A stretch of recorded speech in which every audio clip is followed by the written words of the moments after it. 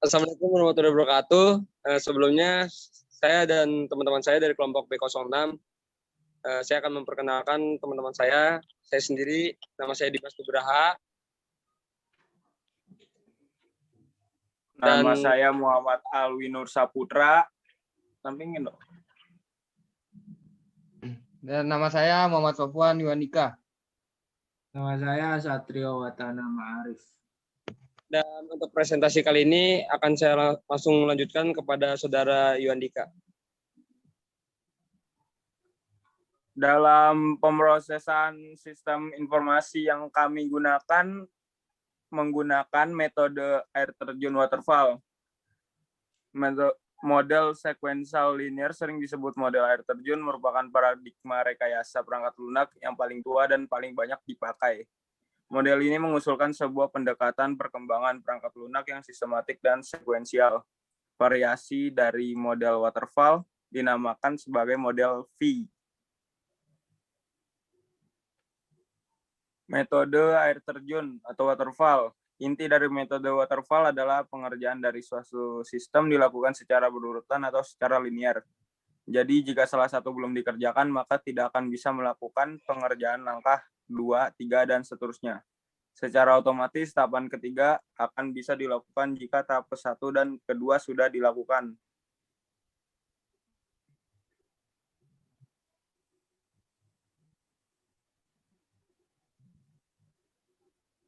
Model waterfall.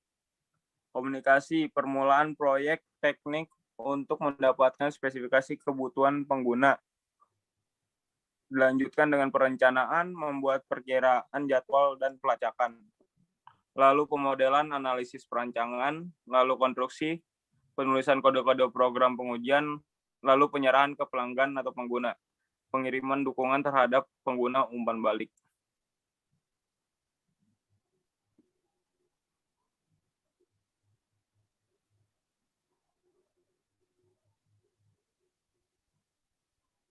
Model V, teknik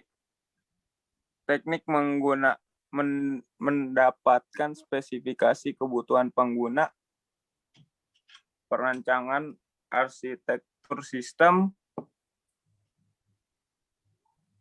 perancangan komponen, penulisan kode-kode program, lalu ada pengujian oleh para pengguna, pengujian keseluruhan, pengujian setelah unit-unit diintegrasikan, pengujian unit. Kelebihan metode waterfall. Kelebihan, kualitas dari sistem yang dihasilkan akan baik. Dokumen pengembangan sistem sangat terorganisir karena setiap fase harus diselesaikan dengan lengkap sebelum melangkah ke fase berikutnya dan mudah diaplikasikan.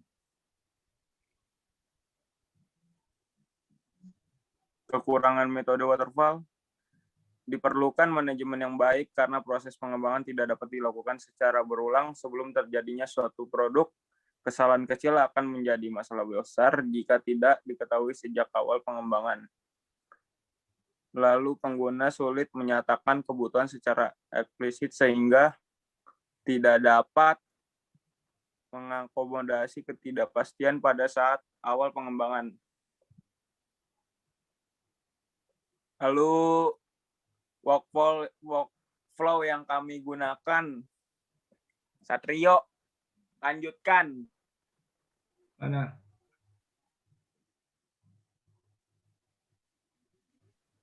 Ya, di sini adalah tampilan workflow yang kami buat. Yang pertama dimulai dari start, mendatangi booth I Am Delicious. Jadi para customer akan mendatangi booth tersebut untuk melakukan pemesanan. Setelah melakukan pemesanan, dilanjut lagi kepada mencetak bukti transaksi yang sudah dipilih di dalam menu. Setelah mencetak bukti transaksi dan sudah mendapatkan struknya, kemudian melakukan pembayaran dan selesai. Baik, Assalamualaikum warahmatullahi wabarakatuh. Perkenalkan, nama saya Dimas Nugraha. Saya bersama kelompok saya, yaitu Muhammad Awinul Saputra, Muhammad Sofwan Yuandika, dan Satrio. Di sini saya akan mewawancarai pemilik owner dari toko ayam, penjualan ayam free chicken, yaitu saudara Kevin. Bisa dilangsungkan saja, saya panggil untuk saudara Kevin, bisa duduk di sebelah saya untuk melakukan wawancara. Untuk saudara Kevin, apakah Anda memiliki waktu luang untuk saya wawancarai? Bisa. Baik, langsung saja untuk saudara Kevin. Di sini saya akan bertanya beberapa hal. Iya. Mungkin pertanyaan pertama itu, saudara Kevin ini kan memiliki toko ayam kan, free chicken. Apakah benar? Benar. Mungkin saya akan bertanya, pasti kan toko ini punya awal untuk didirikan kan? Iya. Kira-kira itu didirikan itu sejak kapan ya untuk Kalau- free chicken ini? Kalau untuk didirikan belum lama ini bukanya, masih bulan Maret kemarin, itu tanggal 15 Maret 2021 itu baru buka. Oh, berarti belum lama ini ya? Belum ada sebulan. Belum ada sebulan. Iya. Kira-kira ini kan usaha ini kan baru didirikan ya, Iya. saudara Kevin. Udah ada berapa cabang ya untuk usaha ini? Untuk cabang alhamdulillahnya udah ada 6. 6 cabang? 6 cabang, 2 di Ada 6 cabang. Jakarta, 2 di Ciputat, sama 2 di Depok. 2 di Depok. Ah, Berarti dalam jangka waktu yang sebentar ini, saudara Kevin sudah memiliki 6 cabang. iya, 6 cabang. Wah, hebat juga ya. Alhamdulillah. Tapi biasanya itu di setiap cabangnya itu ada berapa karyawan tuh, saudara Kevin? Kalau untuk kita per booth itu ada 1 karyawan yang ngejaga. Jadi kalau misalkan ada 6 booth, jadi ada 6 orang. Oh, Jadi berarti satu booth 1 orang. Satu booth 1 orang. Iya. Apakah dengan 1 orang pekerja di satu booth itu kewalahan atau bagaimana? Kalau dari kita sendiri sih udah mencoba 1 orang untuk 1 booth, dan kita juga dari riset. Dan kalau misalkan 1 booth untuk 2 orang, menurut kita itu terlalu berlebihan tenaga. Jadi untuk 1 orang itu cukup untuk jaga 1 booth. Berarti untuk 1 booth 1 orang itu udah cukup. Udah cukup. Berarti tidak ada namanya keteteran atau Keteteran mungkin kondisional ketika rame ya, mungkin itu baru menjadi satu kendala. Cuma kalau untuk normal nggak seramai-ramai banget, itu masih cukup. tapi apakah saudara Kevin punya pemikiran untuk menambahkan 1 orang lagi untuk di satu booth atau Mungkin kita bakal nambah 1 orang ketika booth itu bukan sekedar booth aja, mungkin di booth itu juga menjadi pusat stok bagi kita. Itu baru kita bakal nambahin orang di situ. berarti kayak misalkan benar-benar stok banyak di di situ, iya, untuk berarti dioper cabang-cabang. jadi mereka ini yang membawa stok itu. Kan di negara kita ini banyak sekali bentuk-bentuk usaha ya kan. Iya. Kira-kira itu kenapa saudara Kevin memilih untuk berusaha free chicken ketimbang usaha-usaha lain yang bisa dijalankan? Kalau untuk alasan mengapa ya karena satu, lagi pandemi gini pasti orang membutuhkan makanan yang murah pastinya. Dan salah satunya fried chicken ini termasuknya makanan yang menurut saya enak dan semua orang pasti suka kalau misalnya ayam, apalagi Indonesia kan. Dan harganya pun murah. Jadi saya memilih usaha ini, dan saya juga punya planning ke depannya usaha ini bakal lebih besar dari sekarang gitu. Lebih besar dari sekarang. Tapi tidak ada kemungkinan untuk membuka usaha lain selain Ada pasti. Masih ada? Ada pasti. Biasanya itu kan udah ada 6 cabang nih. Iya. Mungkin dari setiap cabang itu saudara Kevin stok ayam kan pasti ada kan? Ada. Nggak mungkin nggak ada stok ayam. Nah. Untuk setiap 1 cabang itu berapa stok ayam itu? Kalau untuk stok ayam kita semua supply dari pusat. Dari tempat ini. Nah, ini pusat yang di Jakarta. Nah, tapi kalau untuk stok per hari untuk beberapa booth itu kisaran 5 pack sampai 8 pack, yang dimana 1 packnya itu isinya 10 potong ayam. Oh, berarti untuk 1 boothnya itu ada 8 pack. Iya. Untuk 8 pack itu sendiri kira-kira cukup atau kurang ya?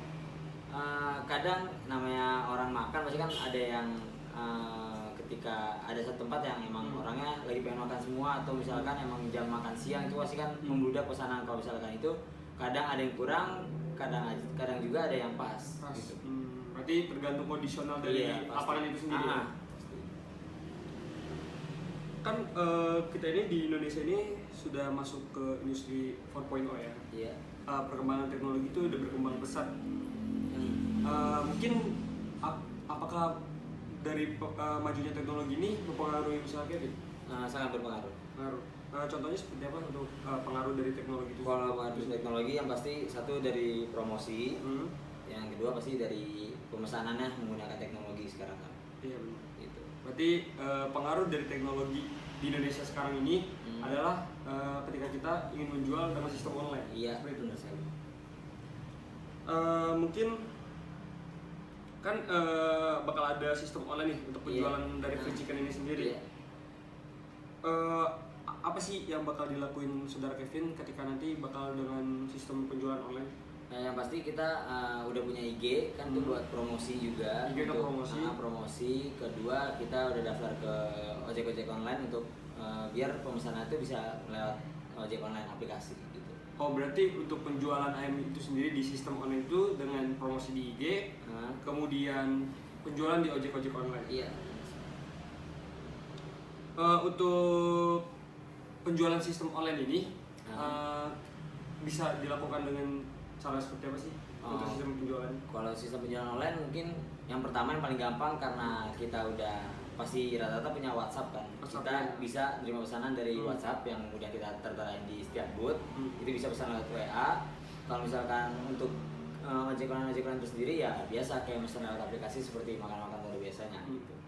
Berarti dengan adanya teknologi dan sistem penjualan ini pembeli atau konsumen itu lebih mudah. Iya, lebih mudah.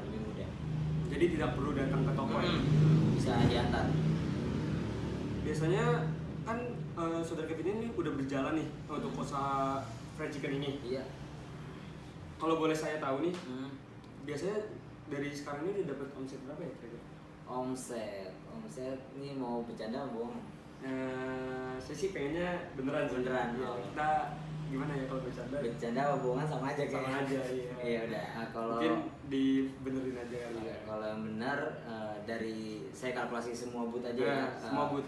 Untuk semua booth dalam kita karena kita sendiri belum 1 bulan genap 1 bulan ya kita sejauh ini dari semua booth kita mendapatkan 20 sampai 30 juta. 20 sampai 30 juta? Iya. Wah, gede juga ya. Alhamdulillah. Dalam belum ada Kita dalam satu- waktu 1 bulan Belum. udah mendapatkan 20 sampai 30 juta. Iya. Benar sekali. Wah, mungkin bisa dicontoh untuk orang-orang lain yang ingin berusaha seperti itu. Iya. Biasanya kita membuka usaha, kita berdagang atau berjualan, pasti kan kita memiliki kendala, kan? Iya pastinya. Untuk kendala itu sendiri yang Kevin rasakan tuh apa sih? Kendala yang pasti dalam menyuplai stok karena kita sistemnya kayak punya satu pusat dan ketika dari cabang-cabang itu stoknya habis kita butuh konfirmasi stok dari pusat. Jadi ketika di pusat kita kehabisan stok atau mungkin dari cabangnya lupa menginformasi stoknya, pasti kan kita kadang bisa aja stoknya itu kurang dan kita malah nggak bisa jualan buat besoknya gitu. Berarti Paling kendala gitu. lebih penekanan dalam informasi ya? Koordinasi juga. Informasi dan koordinasi. Jadi ketika koordinasi atau informasi itu tidak berjalan dengan baik, Iya. bakal ada kecatatan atau hambatan ya Iya, pasti. dalam pelaksanaan penjualan. Mungkin saudara Kevin sendiri punya keluh kesah nggak sih dalam udah beberapa hari ini berjualan? Pasti kan ada keluh kesahnya. Iya, kalau keluh kesah dari awal paling ya, yang pasti usaha butuh modal itu pasti keluh kesah awal mencari modal gitu kan. Yang kedua mencari orang yang emang niat untuk bekerja untuk di cabang-cabang kan kita juga nyari lowongan kerjaan gitu. Benar. Kadang ada orang yang emang udah daftar kerja pun belum tentu orang itu emang niat bekerja. Kadang masih main-main dan kadang kita harus mau nggak mau yang ngekat orang itu. Bukan orang itu. Nah yang ketiga ya pasti kalau namanya keluh kesah dalam berusaha pasti rugi ya pasti. Pasti rugi. Kalau nggak mau usaha, kalau emang nggak mau rugi mending gak usah usaha karena emang usaha resiko berusaha itu pasti ada ruginya. Ada rugi. Iya.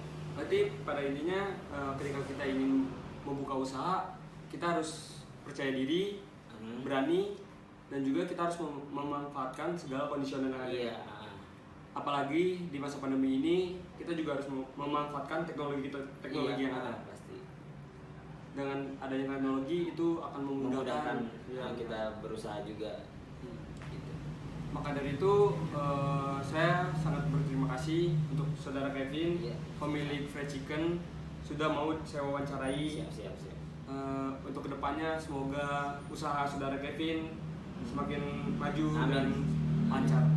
Terima kasih untuk saudara Kevin. Sama-sama. Terima kasih untuk penonton. Jangan lupa like and subscribe. Terima kasih.